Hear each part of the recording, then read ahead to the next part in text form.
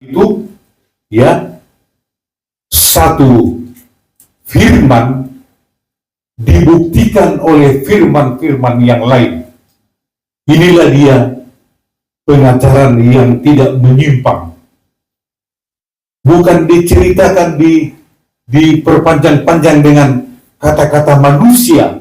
Tidak ada firman yang menjelaskan.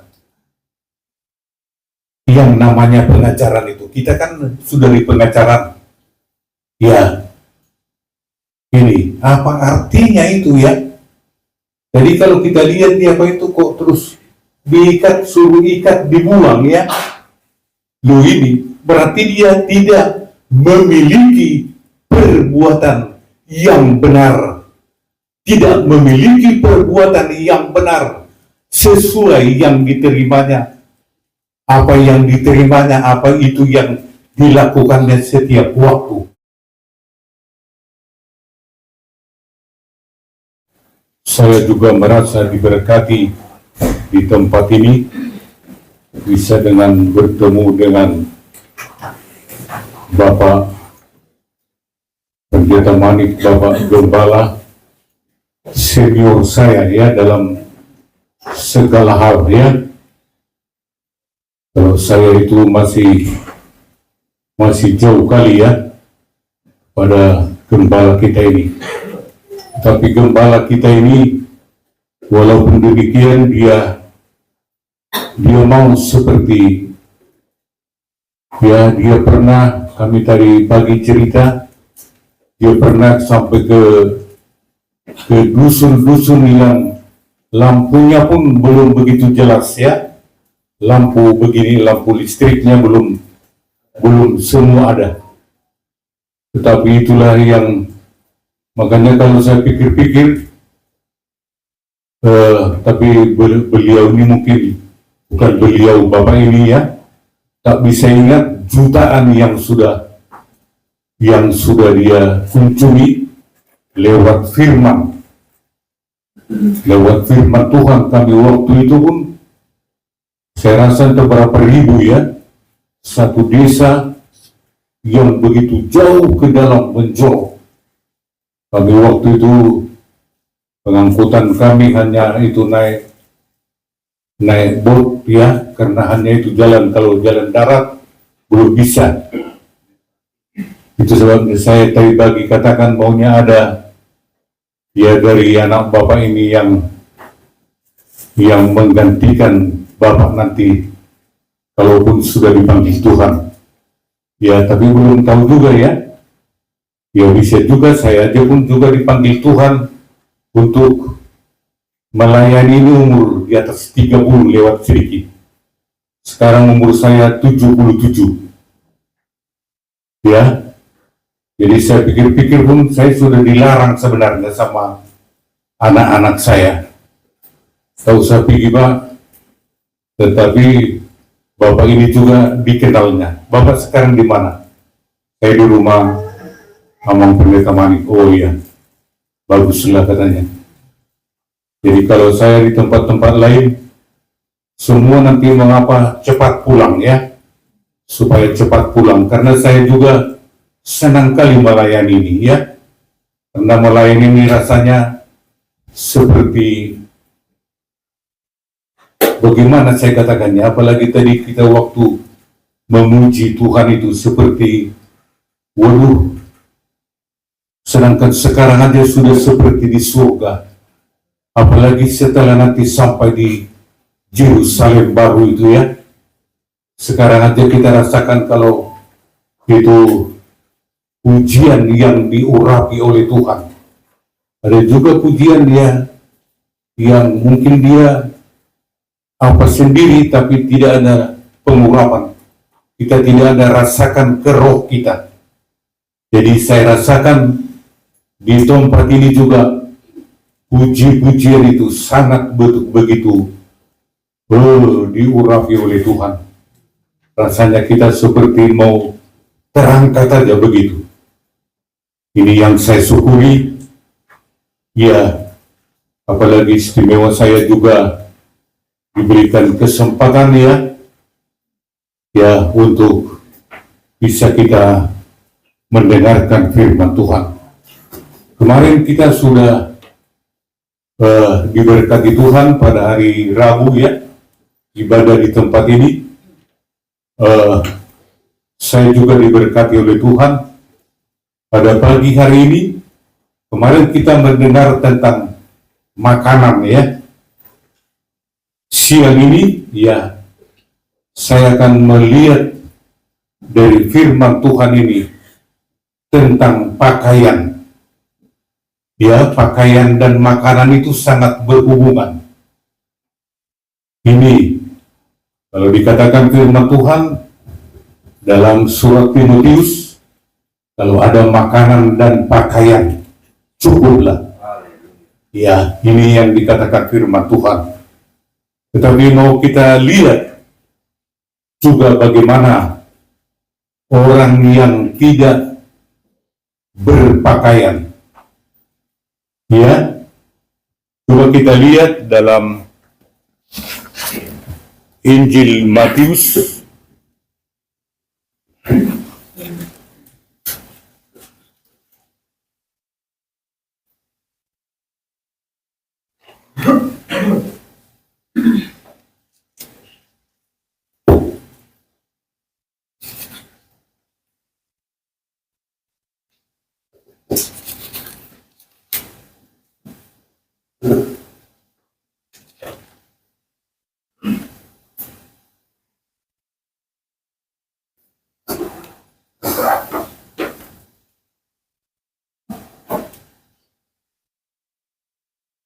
Matius pasal yang ke-22 ayat 11.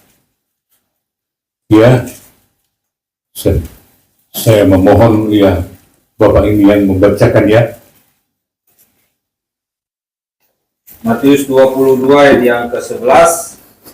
Ketika raja itu masuk untuk bertemu dengan tamu-tamu itu, ia melihat seorang yang tidak berpakaian pesta.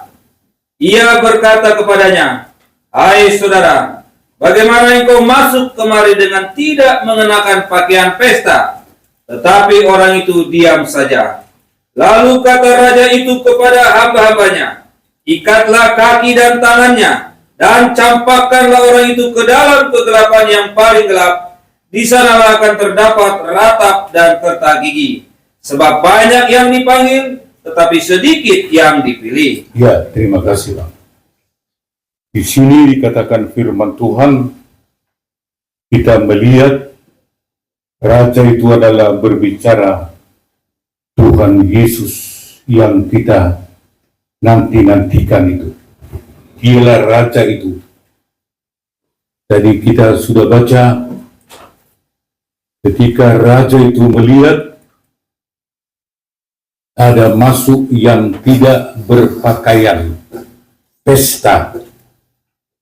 Ya, jadi kita ini dilengkapi oleh pakaian pesta.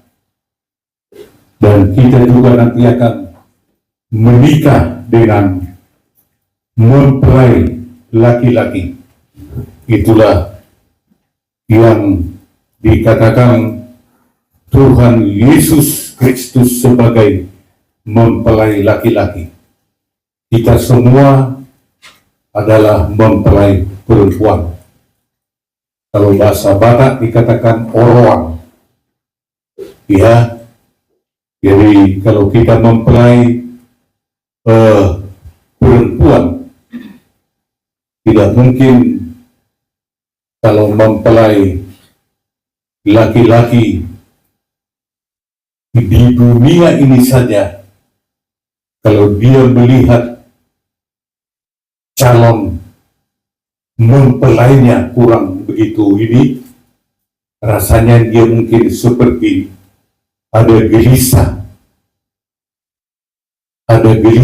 dalam hatinya. Apalagi kalau mempelai surga, dia tahu hati manusia, hati kita semua. Semua hidup kita ini dia ketahui.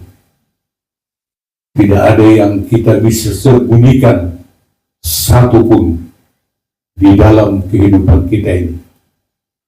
Walaupun kita sembunyikan, dia melihat. Ya, dia melihat.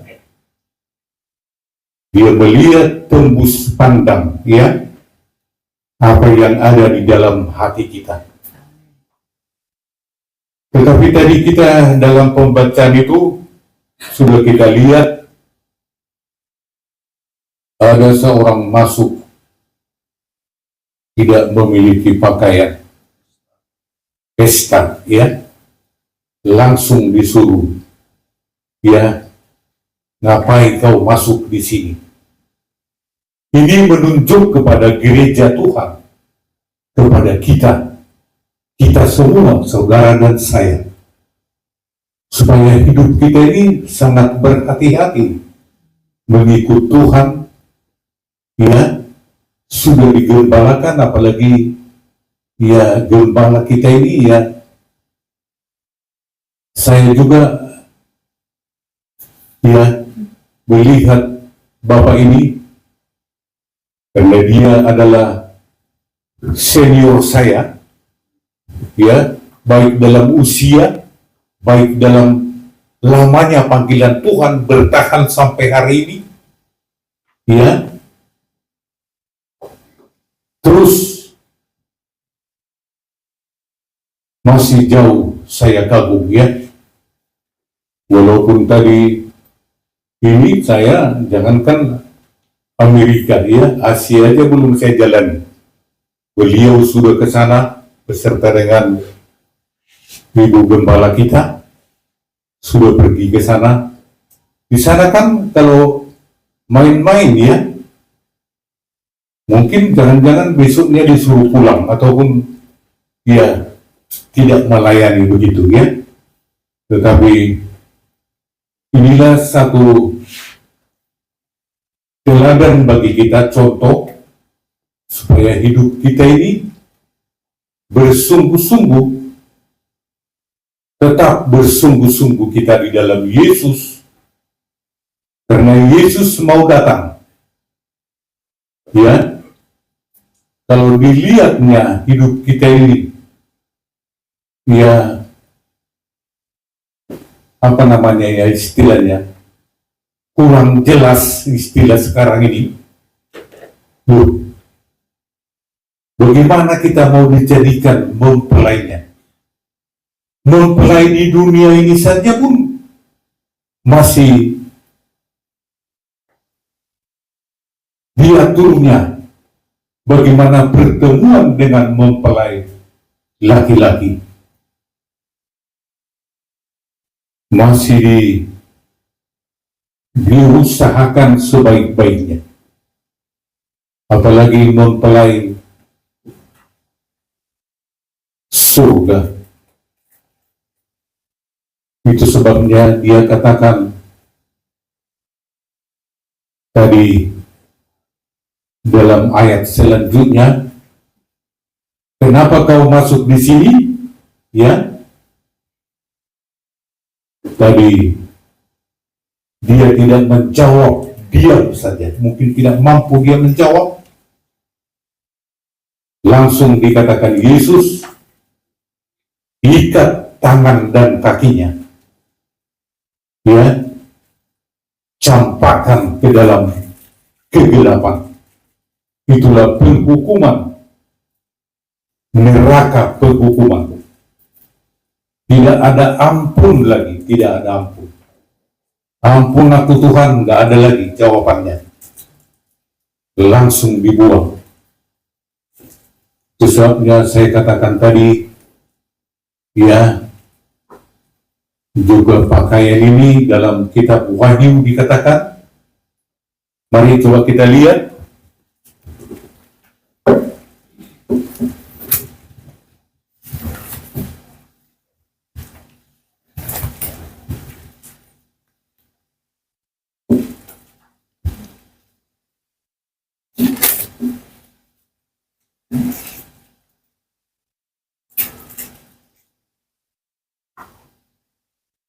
Wahyu 19, coba dibaca lagi dengan Bapak yang sudah membaca tadi. Ayatnya yang ke-8. Wahyu 19 ayat 8, dan kepadanya dikaruniakan supaya memakai kain lenan halus yang berkilau-kilauan dan yang putih bersih. Lenan halus itu adalah perbuatan-perbuatan yang benar dari orang-orang kudus. Ya, terima kasih. Inilah pakaian itu tadi. Harus kita memakai pakaian lenan halus yang putih bersih. Dikatakan firman Tuhan, lenan halus itu adalah perbuatan-perbuatan yang benar dari orang-orang kudus. Inilah pengertian pakaian itu. Ada perbuatan-perbuatan yang benar dari orang-orang kudus. Itulah hidup kita.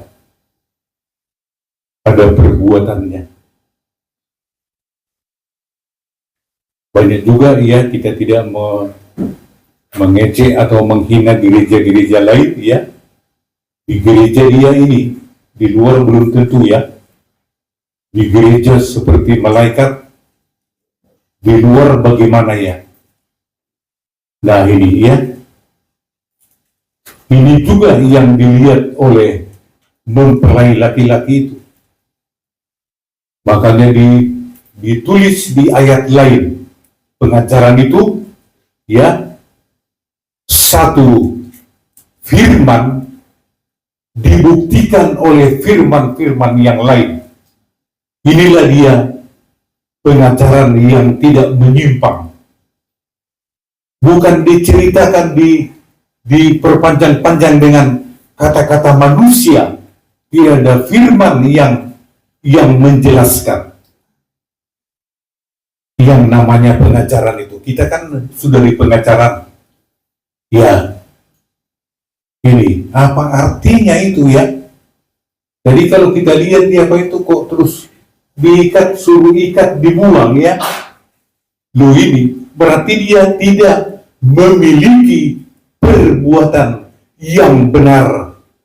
Tidak memiliki perbuatan yang benar sesuai yang diterimanya. Apa yang diterimanya, apa itu yang dilakukannya setiap waktu. Jadi hidup kita ini ya, ini yang dituliskan oleh Tuhan bagi kita supaya tidak menyimpang hidup kita ini, tetap kuat di dalam Tuhan, tetap hidup kita ini kuat. Menderita pun kemarin saya sudah bersaksi ya, hari Rabu itu ya, cuma hari Rabu sedikit yang datang, ini kita sudah penuh ya. Kami sering dulu ya, padahal saya dipanggil Tuhan dulu dari kegelapan. Saya pernah berkawan dengan itu si Amir Damanik yang di Siantar, kalau mungkin tahu ceritanya ya. Dia adalah orang paling disegani, ditakuti karena kejahatannya. Itulah yang pernah saya takut, yang saya kawani. Tak mungkin saya orang baik ya. Banyak kami gerut dia dulu. Tetapi ketika saya melihat diri saya, waktu itu masih lajang saya ya. Masih lajang. Saya lihat apakah mungkin aku ini bisa lagi diterima Tuhan ini, kejahatanku yang udah menggunung begitu. Apakah mungkin mau Tuhan itu? Tetapi ya Tuhan itu begitu baik sekali.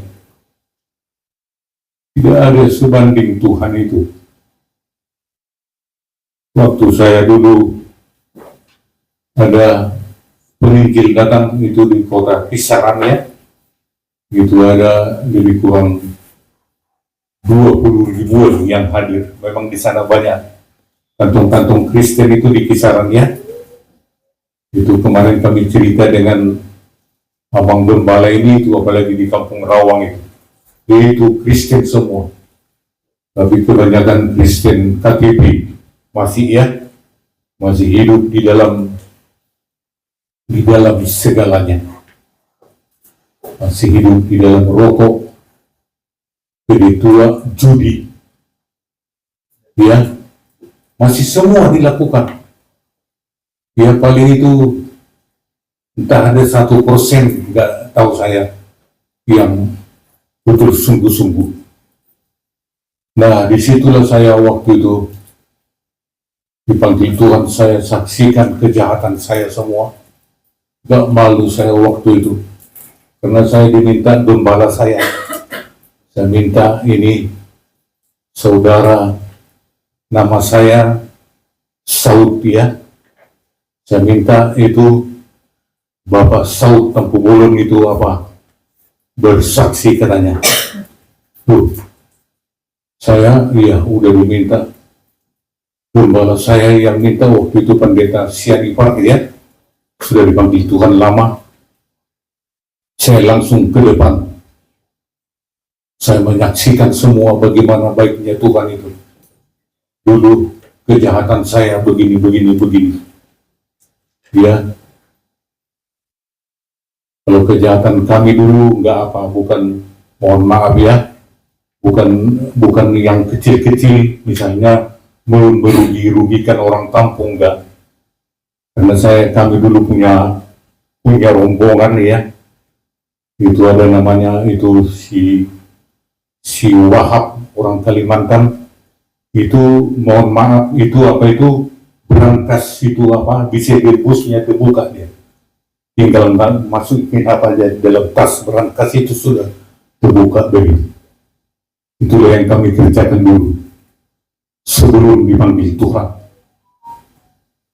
Tetapi mengakhiri tadi kesaksian saya, sesudah saya bertobat waktu itu mengerikan, ya, karena tadi kita nggak bisa lagi mau pulang ke sana, nggak mau lagi, ya, juga mau dibelokkan iblis itu juga.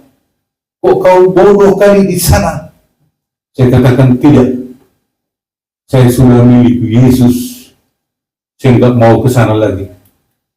Itu yang saya katakan kemarin, kesaksian saya sering.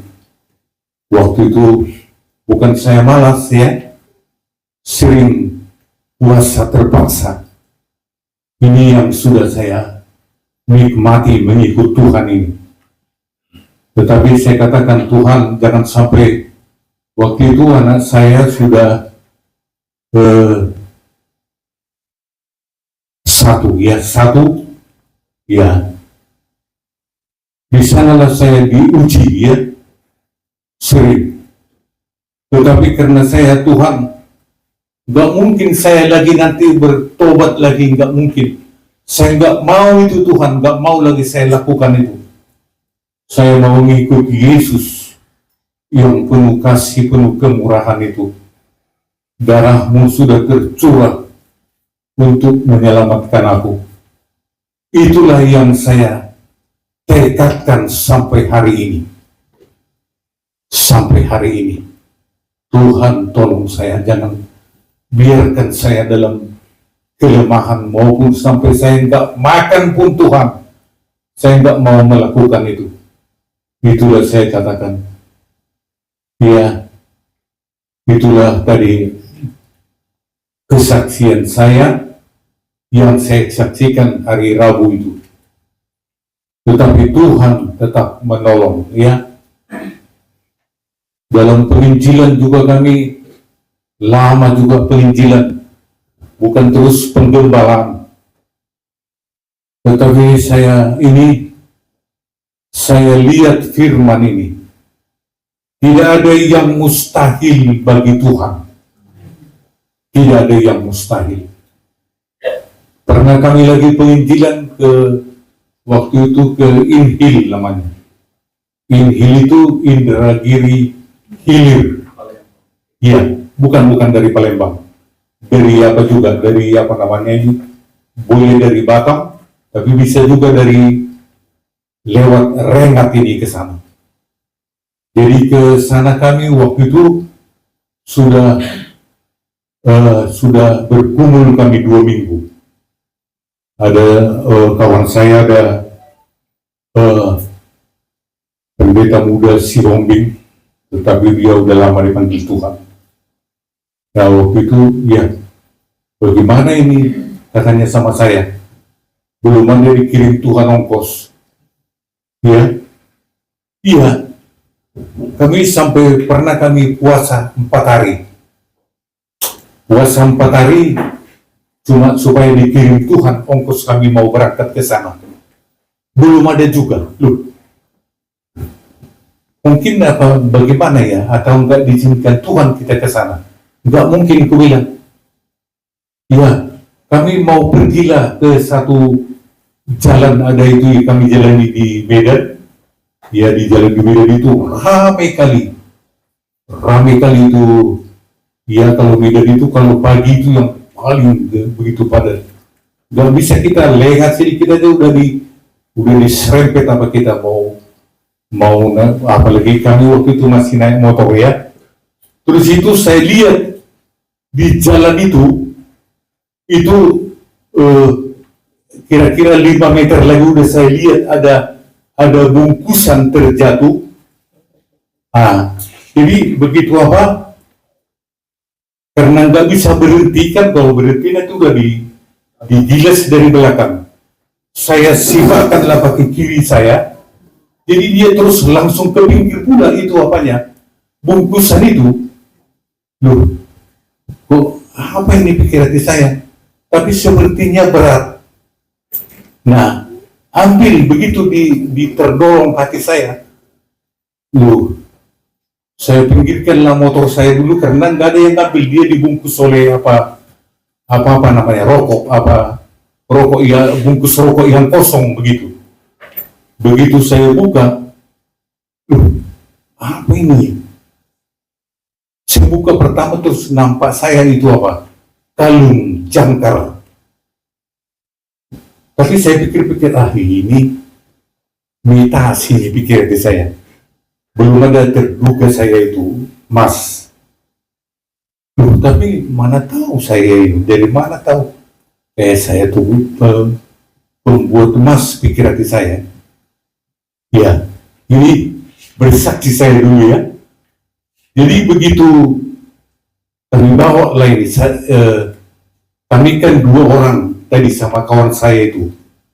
Jadi dibilangnya, apa itu? Lai katanya sama saya, belum tahu saya katakan, saya bilang nanti ini mas mana tahu imitasi kan? Ambil aja, tapi ditengok-tengoknya, bukan lai, ini mas ini. Ditengok-tengoknya kok berkilau dia. Ya, nggak tahu. Kami bawalah waktu itu ke Sambu namanya. Kalau pasar Sambu itu di situ semua berjejer apa-apa emas. Jadi begitu kami dekat, ya bagaimana ini, emas apa enggak, begitu saya pikir-pikir. Langsung saya tunjukkan begini, digosokkannya. Begitu digosokkannya kan kelihatan itu apa, kuning dia. Enggak, bukan, kalau apa itu dia bukan kuning. Berapa harganya katanya? Saya pikir-pikir, saya bingung juga bilang harganya. Tahu pun saya enggak harga emas waktu itu. Ya aku bilang, tapi diberikan Tuhan hikmat bagi saya. Ya, sesuai dengan pasaran aja.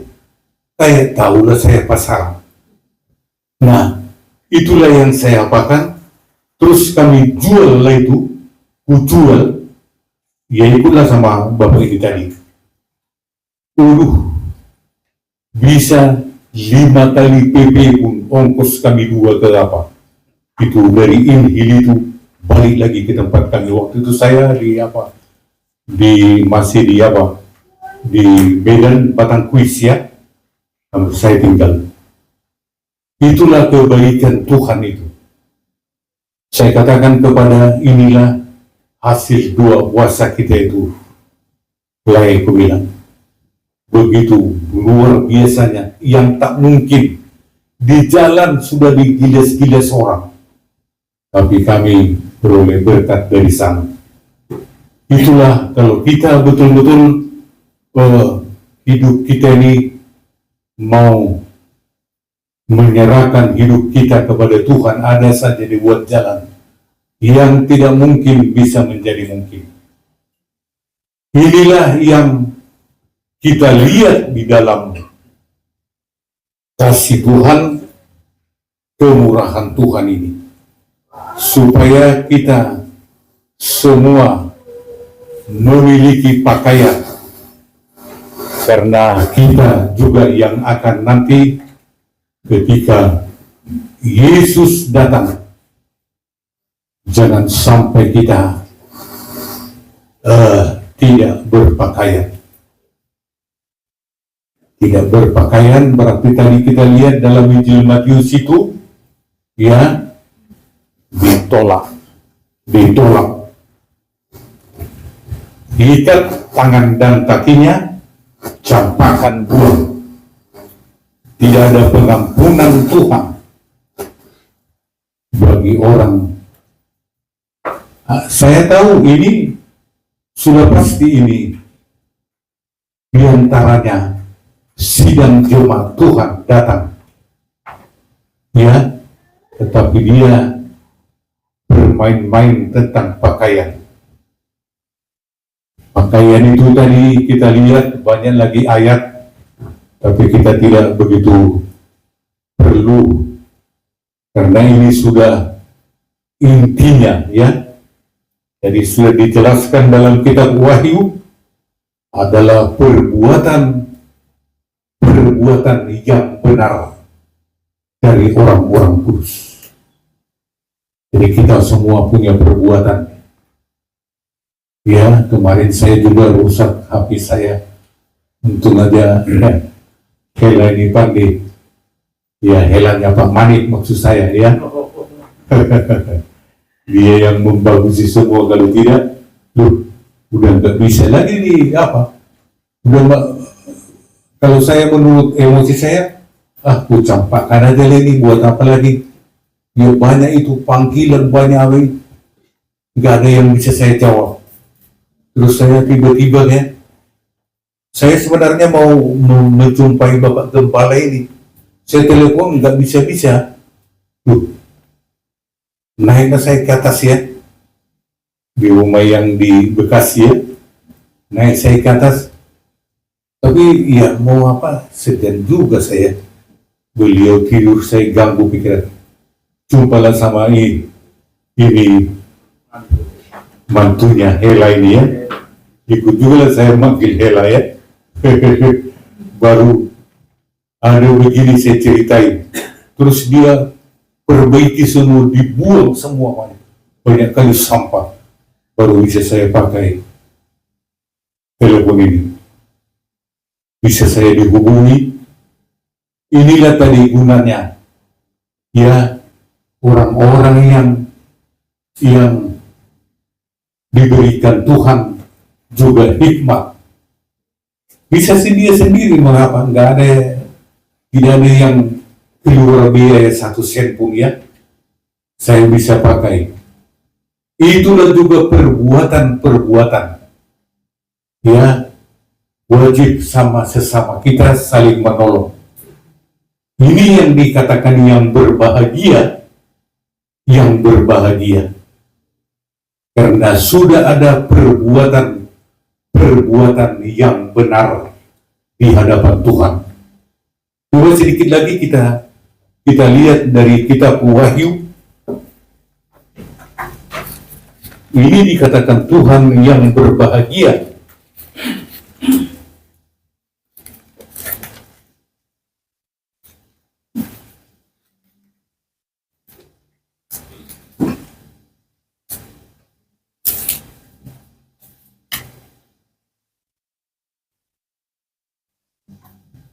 Wahyu pasal yang ke-14, kita baca sekarang.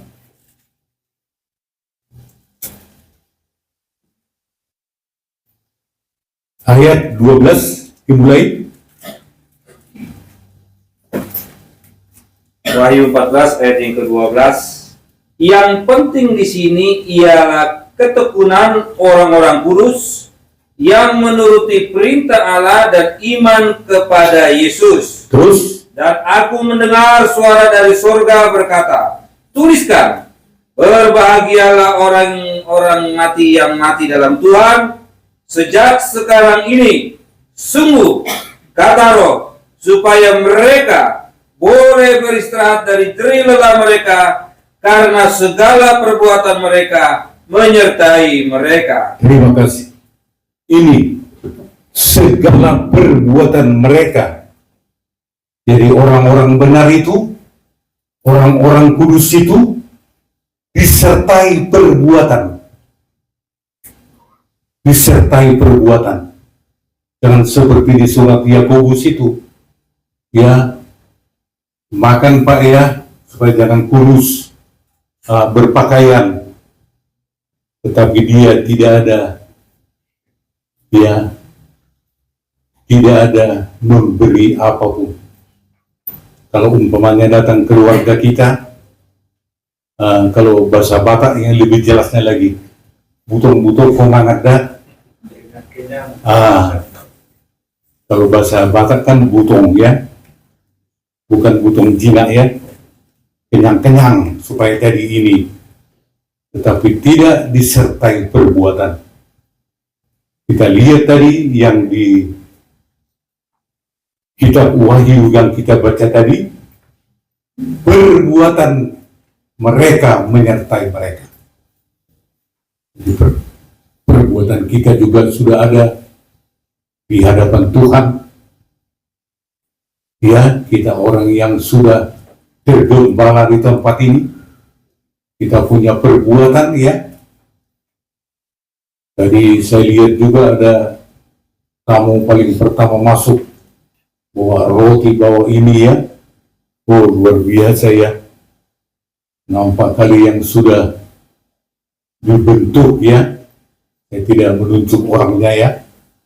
Tetapi inilah dia. Sudah ada perbuatan. Perbuatan di hadapan Tuhan. Bukan seperti itu. Banyak kita lihat ya. Tidak ada perbuatan. Perbuatan kita itu ya saling menolong. Itu kan perbuatan. Umpamanya tadi seperti doa-doa kita. Ada yang sakit, kita kunjungi, kita tolong. Mungkin kalaupun tidak diketahui gembala, itu yang paling bagus ya. Nah, itu yang paling indah di hadapan Tuhan. Kita saling memperhatikan. Dalam kitab Kolose juga, bertolong-tolonganlah kamu. Ya, saling menolong. Karena kita sudah satu ya, sudah dijadikan satu oleh Tuhan Yesus, sudah dijadikan satu hidup kita ini dengan baptisan yang satu, iman yang satu juga. Jadi kita sudah diciptakan oleh kekuatan firman pengajaran itu. Makanya kita buktikan ya, kita buktikan firman pengajaran itu di dalam kehidupan kita. Banyak orang juga tadi pintar mengatakan tapi nggak bisa dia melaksanakan.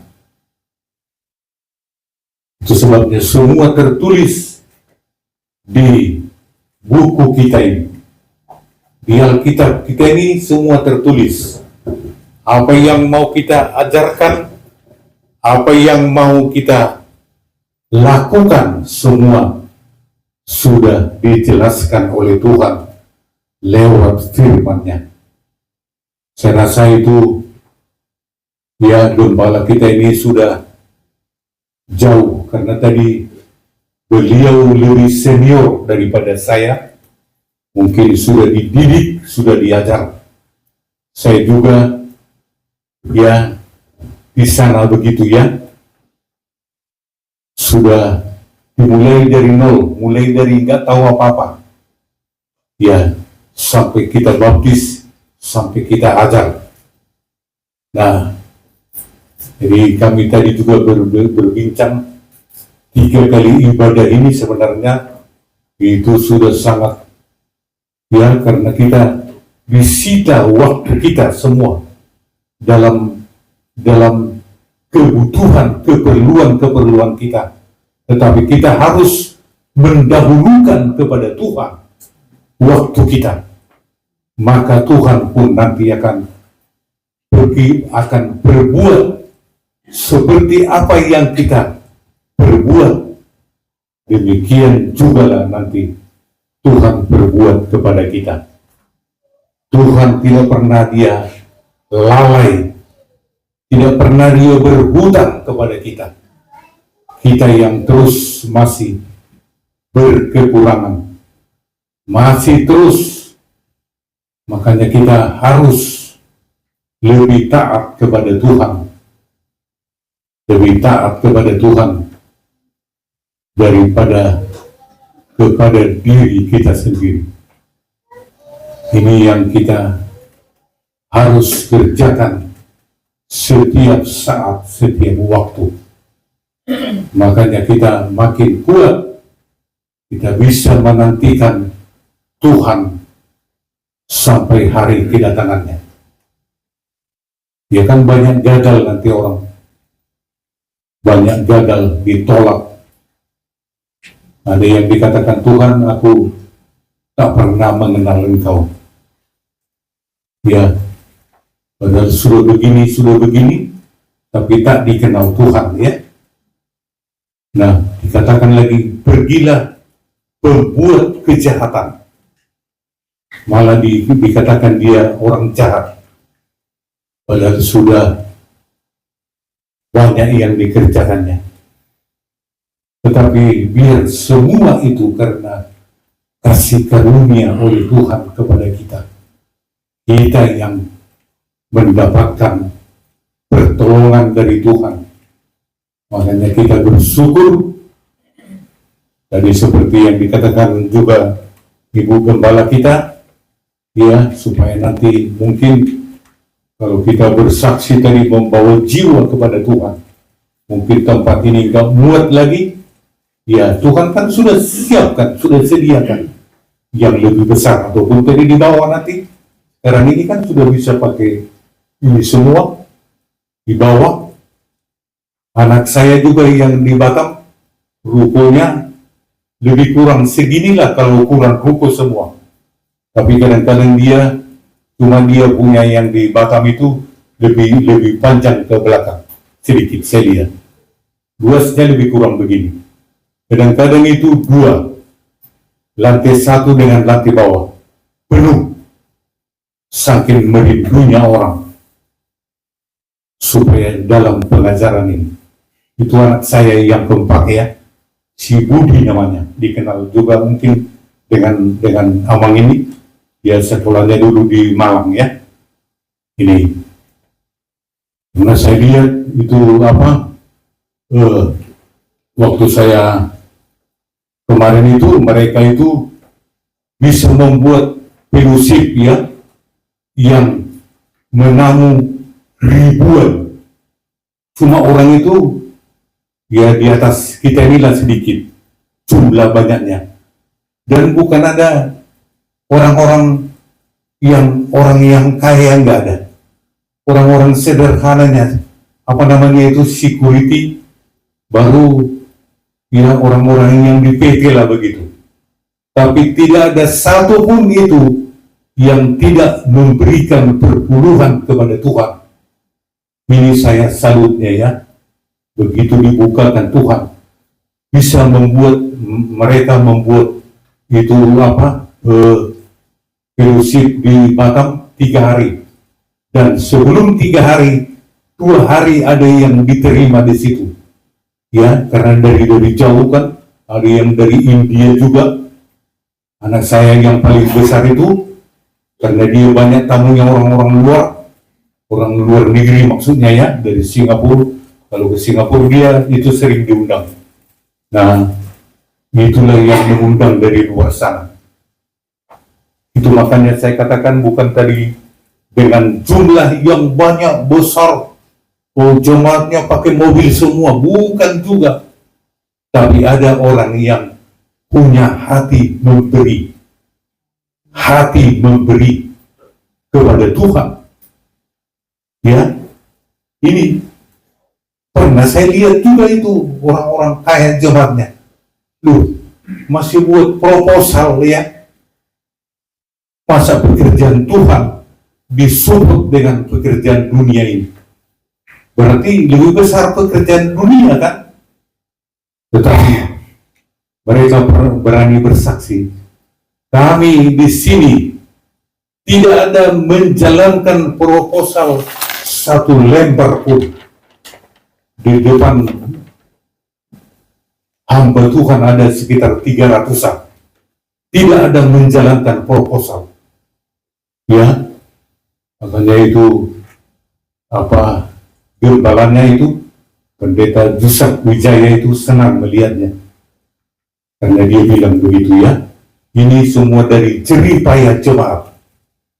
Padahal jemaat yang bukan begitu, bukan ribuan jemaatnya, mungkin lebih kurang 100-nya. Dan itu pun pekerja-pekerja biasa. Kalau di PT itu kan, berapa di sini? Di Jakarta ini paling besar. UMR kan di Jakarta paling besar. Nah ini, begitulah gaji-gaji apa mereka. Tapi mereka hanya berdoa, berpuasa. Sehingga yang punya hotel itu, Hotel Aston ya, itu kalau di Batam itu, saya rasa udah nomor 1 dia. Karena mewah kali hotel itu. Dan makannya juga di situ coba. Yang begitu jumlah yang banyak. Dari jemaat yang kecil-kecil begini, tapi mampu. Memang betul-betul ya, betul-betul kalau Tuhan yang bekerja.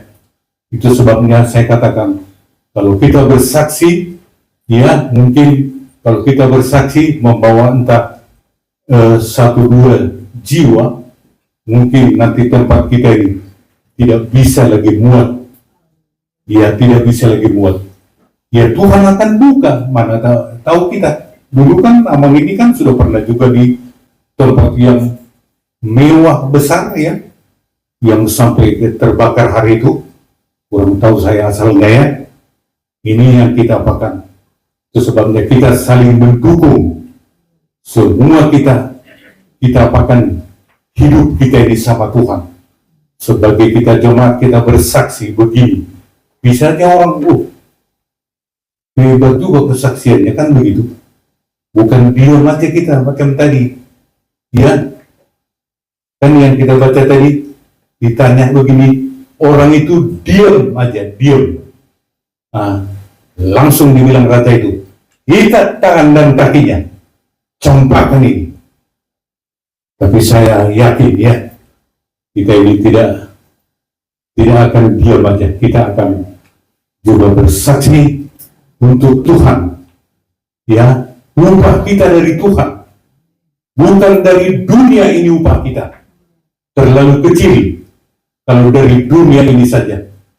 Tapi dikatakan dalam kitab Wahyu juga ada tertulis, kota Yerusalem baru itu lantainya saja dari emas, bukan seperti emas dunia ini, tapi emas yang diciptakan Tuhan. Ini yang kita lihat. Kesanalah nanti kita, kesanalah tujuan kita. Itu sebabnya kita berjuang mengikut Tuhan ini, berjuang sampai ke pengumpahan, sampai mengalami apapun. Tuhan tolong saya. Ini yang kita lakukan. Ya, kita mendukung satu pekerjaan Tuhan, mendukung gembala kita. Ya, sudah cukup dipakai Tuhan Bapak Gembala kita ini di tempat ini. Jadi tidak perlu kita lagi ambil apa dari sana-sana lagi, karena pengajaran ini tidak ada lagi di atasnya, ya. Tidak ada lagi di atas pengajaran ini. Inilah, ya, di atas penginjilan, ya, pengajaran. Penginjilan membawa jiwa-jiwa. Tetapi sesudah dibawakan, dikatakan, ajarlah mereka ini melakukan apa yang kuperintahkan, dikatakan Tuhan. Jadi kita sudah diajar, dididik, diajar di sini, supaya hidup kita semakin kuat. Kita semakin kuat menantikan kedatangan Yesus kali yang kedua. Kita menanti-nantikan kedatangannya. Nah, tidak menjadi kita lemah. Kuat apapun yang ada pada kita, kita berikan kepada Tuhan. Kan dari Tuhan awalnya itu. Ya, kalau dari Tuhan ini kita buat untuk Tuhan. Nah itu bukan kita buat untuk bangun kerajaan. Bukan itu lagi mau yang kita angan-angankan di dunia ini. Dunia ini nanti akan dihancurkan ketika Yesus datang kali yang kedua. Tapi kita di sana, ya, begitu kita mendengar suara sangkakala, kita akan diangkat oleh Tuhan. Itu sangkakala yang terakhir.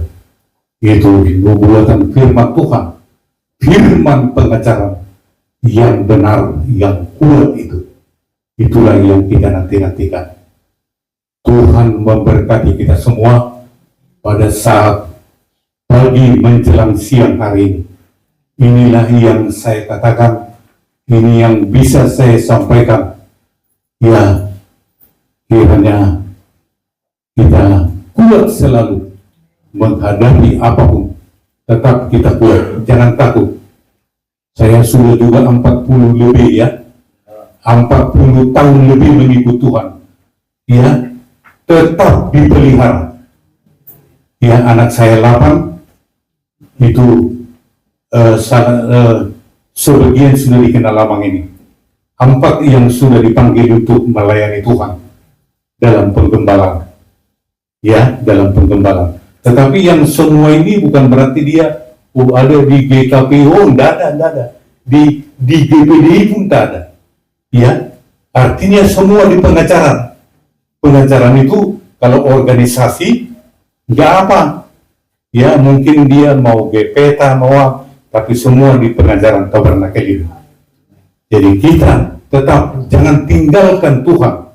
Karena pengajaran itu dari Yesus sendiri, dari Tuhan. Ya, bukan menyimpang. Semua yang disampaikan oleh gembala kita ini dari firman semua. Tidak ada di luar firman. Loh, kalau di firman semua itulah yang kita kejar. Karena tadi barang siapa menuruti firman-Ku, dikatakan Tuhan. Ya, yang menuruti firman nanti yang ketika Yesus datang, itu yang diangkat oleh Tuhan. Sayap burung Nasar itu kan Roh Kudus dan firman. Itu pengertiannya, ya. Kita juga diajar tentang Roh Kudus dan firman pengajaran. Inilah yang kita perjuangkan di dalam kehidupan kita. Mau menderita sependeritaan apapun, mau jalan kaki mungkin, ya, karena itu bukan cakap aja, ya, bukan cerita, ya. Saya juga sudah terima lebih dahulu. Tapi saya akan kuat di dalam Tuhan ini. Berani saya mengatakan, Yesus engkaulah segala-galanya. Tidak ada yang lain. Itu sebabnya pada siang hari ini, saya bersyukur, berterima kasih. Mungkin tidak sering kita ini. Saya juga nanti akan rencana saya besok pagi mau ke Bandung. Karena ada juga yang mau saya layani di sana. Ya, supaya kita nanti jangan berhutang darah kepada mereka, keluarga juga, ya, anak bapak tua dari Opung, ya. Ini sudah saya ceritakan sama pendeta ini. Itu yang saya pegang tadi, supaya kita nanti kita bisa bersama-sama, keluarga kita layani semua. Kalau dekat, masuk aja kita. Mau diludahi pertama nggak apa-apa. Ya, kami dulu melayani abang saya dulu, abang saya dari GKPI. Kau pernah kami dengan abang saya, ya, kawannya bapak ini, Israel Tampu Bulu, ya. Dulu pernah kami itu diusir dari rumahnya. Ya, karena kita sudah tahu firman, nggak apa-apa. Bang, walaupun kau usir kami, kau siram pun, tetap kau abang saya katakan. Ya, akhirnya dia, setelah dia mau meninggal, ya, dikatakannya, cuma itu yang kuakui, hamba Tuhan, adik saya yang dua itu. Nah itu, ya, sampai dia menerima Yesus, ya, sampai juga kami mau ke pengajaran waktu itu. Nah itu, supaya dia, walaupun kita, supaya jangan tanggung penderitaan kita, biar aja mau diapainnya kita, aku bilang. Ya, kan diri itu sudah jauh kita, ini disuruh pulang. Ayo, pergi kamu dari sini. Kami orang apa dibilangnya GKPI, beda. Ya nggak apa-apa. Masuk lagi datang. Datang lagi muncul lagi. Apa nggak makan lagi kamu? Bukan bang, makan. Tapi kami mau penting menyampaikan ini sesuatu kepada abang. Jadi akhirnya dia tak ini lagi, dia terima. Silakan masuk. Ya, sudah kita silakan masuk, ya, jangan terus satu kali itu ditolak terus pergi. Udahlah, putus hubungan kita, bukan, ya. Kita kan memiliki kasih. Amin. Kita memiliki kasih, kita harus kasih dia, apalagi keluarga kita masih satu darah daging kita. Ya. Kan dikatakan firman Tuhan, kasihi semua orang, istimewakan saudaramu. Ada itu ayatnya, ya, yaitu semua. Itulah yang kita gunakan firman itu untuk kita melayani Tuhan dimanapun kita berada. Mari Tuhan yang memberkati. Waktu dan selanjutnya saya serahkan kepada Bapak Gembala